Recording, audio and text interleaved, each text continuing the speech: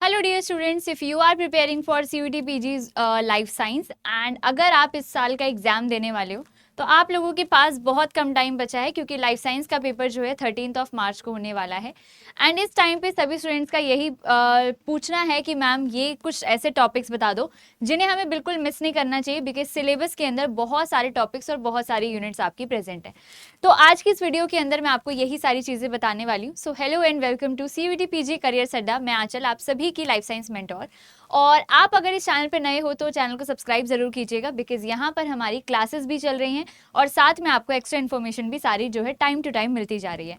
तो आज की इस वीडियो को शुरू करते हैं। और ये हमारी NTA की ऑफिशियल साइट है और यहाँ पर जो आपका सिलेबस दिया है काइंडली यहीं से चेक कीजिएगा, बिकॉज लास्ट ईयर के सिलेबस से कुछ सब्जेक्ट्स के अंदर अपडेट हुआ है, not in life science, zoology, इन सब में नहीं हुआ है लेकिन कुछ सब्जेक्ट्स में हुआ है। तो काइंडली आप यहीं से चेक करोगे तो आप लोगों के लिए बेटर रहेगा। तो ये आपका लाइफ साइंसेज है एंड लाइफ साइंसेज का सिलेबस आप लोग जरा यहाँ पर खोलेंगे SCQP 17 तो आपको यहाँ पर दिख जाएगा। अच्छी बात ये है कि यहाँ पर जो आपका लाइफ साइंस का सिलेबस है इसके अंदर आपको यूनिट के अंदर टॉपिक्स भी मेंशन करके दिए हुए हैं, जबकि हम मैक्सिमम बाकियों के अंदर देखते हैं तो ओनली यूनिट मेंशन है। तो यहाँ पर हम जरा टॉपिक के साथ यहाँ पर चीज़ों को समझने की कोशिश करेंगे। जैसे सबसे पहली यूनिट आपकी है टेक्निक्स। तो अगर हम टेक्निक्स की बात करें, देखो सबसे पहली बात तो ये है कि लाइफ साइंस में सबसे ज़्यादा बच्चे जो है अपीयर करते हैं। अगर आप नंबर ऑफ रजिस्ट्रेशन देखो वो इसलिए है क्योंकि अगर किसी का कोर जोलॉजी हो चाहे किसी का कोर बॉटनी हो, लेकिन वो ऑप्शनल के लिए लाइफ साइंस को जरूर देते हैं, बिकॉज लाइफ साइंस के थ्रू आपको मल्टीपल कोर्सेज के अंदर एडमिशन डिफरेंट डिफरेंट यूनिवर्सिटीज देती हैं। ठीक है, तो यहाँ पर आपके ऑप्शन ज़्यादा हो जाते हैं। तो ऑब्वियस सी बात है कि रजिस्ट्रेशन ज़्यादा है तो थोड़ा कंपटीशन भी ज़्यादा होता है, तो आपको मेन टॉपिक्स पे तो फोकस रखना ही रखना है। यहाँ पर जो एनिमल साइंस और प्लांट साइंस की यूनिट है बहुत ज़्यादा इन डेप्थ नहीं आती है, उसमें बहुत ज़्यादा डेप्थ में आपको नहीं पूछा जाता है, क्योंकि डेप्थ में आपका एनिमल साइंस जोलॉजी के अंदर पूछी जाती है और प्लांट साइंस आपकी बॉटनी के अंदर पूछी जाती है। तो आप लोगों को बहुत ज़्यादा इन डेप्थ नहीं पढ़ना है if you are targeting only life science. ठीक है, तो बाकी यहाँ पर देख लेते हैं एक बार।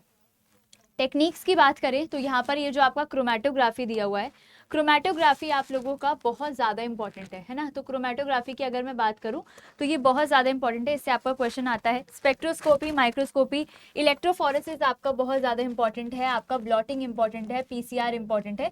तो ये कुछ ऐसे टॉपिक हैं जिनसे आपका एक एक क्वेश्चन बनता ही है। जैसे क्रोमेटोग्राफी से आपका आता है, इसमें इलेक्ट्रोफोरेसिस से आपका आता है। अभी जो ब्लॉटिंग है इसके अंदर कई बार मैचिंग का आ जाता है कि कौन सी ब्लॉटिंग कौन से मॉलिक्यूल के लिए यूज़ की जाती है ना। और आपका जैसे स्टेप वाइज अरेंज करने को आ जाता है कि अगर मुझे आइसोलेशन करना है तो आपको स्टेप्स क्या होंगे, अरेंज करो। प्रीवियस ईयर क्वेश्चंस को देखोगे तो ऐसे क्वेश्चन आपको मिल जाएंगे।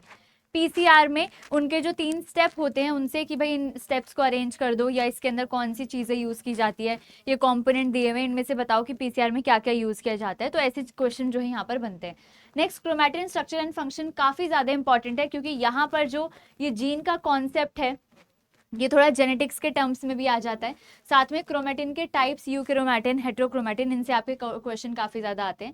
बायोकेमिस्ट्री यहाँ पर आपकी बहुत ज़्यादा इंपॉर्टेंट है। सबसे पहली बात तो मैं आपको यहाँ बता दूँ, बायोकेमिस्ट्री के अंदर आपको 2 चीज़ें जो है मिक्स करके दी हुई है। बायोकेमिस्ट्री तो दी ही हुई है, इसके अलावा जो बॉटनी के अंदर प्लांट मेटाबॉलिज्म अलग से है वो भी है, और बाकी जूलॉजी के अंदर हम बायोकेमिस्ट्री के अंदर ही मेटाबॉलिज्म पढ़ते हैं। और इसके अलावा यहाँ पर मेम्ब्रेन स्ट्रक्चर एंड फंक्शन करके यहाँ पर आपको सेल बायोलॉजी भी दी हुई है। तो ये पूरी की पूरी यूनिट आपकी काफ़ी इंपॉर्टेंट है। इसमें सबसे ज़्यादा इंपॉर्टेंट आपका प्रोटीन्स आ जाता है, प्रोटीन सबसे ज़्यादा इंपॉर्टेंट है।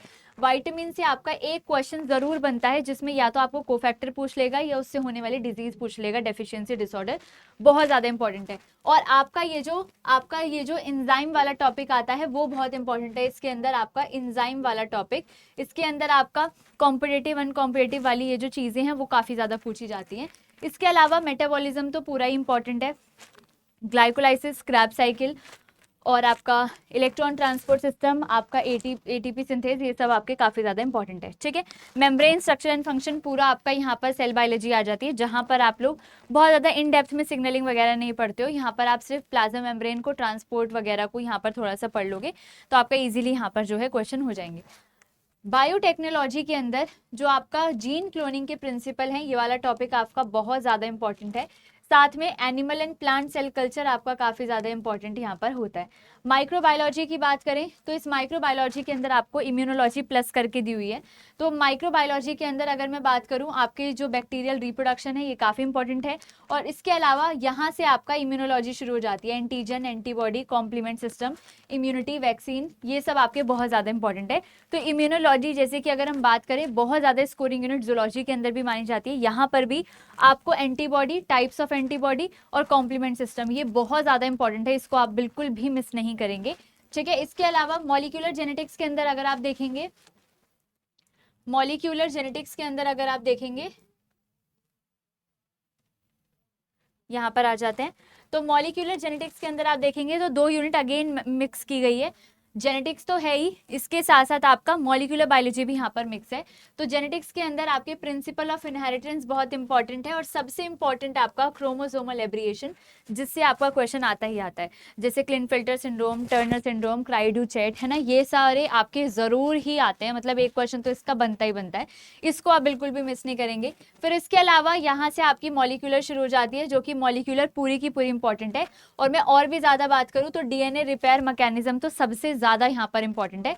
और पॉपुलेशन जेनेटिक्स जो आपका इवोल्यूशन का टॉपिक है, जो इसके अंदर दिया हुआ है हार्डी वीनबर्ग वाला, ये बहुत ज़्यादा इंपॉर्टेंट है। ठीक है, उसके बाद प्लांट साइंस के अंदर अगर आप देखोगे, जैसे कि मैंने आप लोगों को बताया था कि प्लांट साइंस बहुत इन डेप्थ नहीं आती है। अगर आपने बहुत इन डेप्थ ना पढ़ के बेसिक भी पढ़ा हुआ है तो आप ये प्लांट साइंस की यूनिट कर सकते हैं। Same with the animal science, क्योंकि इसके अंदर फिजियोलॉजी और डाइवर्सिटी दोनों मिक्स करके दी हुई है। जैसे अगर हम बात करें ब्रायोफाइट, टेरिडोफाइट, जिम्नोस्पर्म, एंजियोस्पर्म और वेस्कुलर सिस्टम और इकोनॉमिक इंपॉर्टेंस, ये सारी आपकी क्या आ जाती है, डाइवर्सिटी वाली। और फिर photosynthesis, photoperiodism, vernalization, biogeochemical cycle, ये सब आपकी आ जाती है कौन सी, फिजियोलॉजी वाली। Same with animal science, vertebrate, invertebrate, anatomy, physiology, ये सब आपका क्या हो गया, ये हो गया आपका डाइवर्सिटी वाला पार्ट। फिर इसमें जो फिजियोलॉजी वाला है, नर्व इम्पल्स मतलब कि नर्वस सिस्टम है आपका, एंडोक्राइनोलॉजी, ह्यूमन डिजीज, और बाकी ये अपोप्टोसिस और कैंसर, ये आपका सेल बायोलॉजी का ही टॉपिक है, ये बहुत ज़्यादा इंपॉर्टेंट हो जाता है आपका यहाँ पर, है ना। Inherited disease, animal cell culture मैं आपको ऊपर बता ही चुकी हूँ, एनिमल और प्लांट सेल कल्चर आपका काफ़ी इंपॉर्टेंट है। तो ये आपकी जो है 8 यूनिट जो है लाइफ साइंस में दी हुई है। लेकिन अगेन मैंने आपको बताया कि एनिमल साइंस के अंदर 2 यूनिट है, इसके अंदर 2 यूनिट है, इसके अंदर 2 यूनिट है, तो एक एक करके मतलब आपकी अप्रॉक्स 13-14 यूनिट्स हो ही जाती है हर एक सब्जेक्ट के अंदर। भले यहाँ पर 8 लिखी हो, लेकिन एक के अंदर उन्होंने 2-2, 3-3 घुसा रखी है।